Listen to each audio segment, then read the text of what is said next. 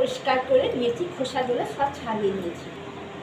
আর পেঁয়াজগুলো এইভাবে কুচো কুচো করে নিয়েছি, একদম ছোটো ছোটো করে কুচো করতে হবে। কুচো করে নিয়েছি।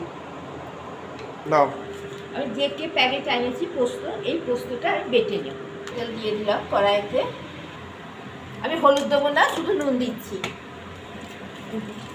অল্প গরম করে চিংড়ি মাছগুলো একটু ভেজে নেব। কম উপকারে এটা খুব সুন্দর একটা ভালো রান্না। দিয়ে দিচ্ছি। আমি 50 গ্রাম পোস্ত নিয়েছি।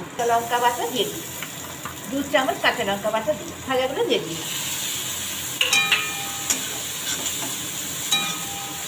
অল্প করে জল দেবো।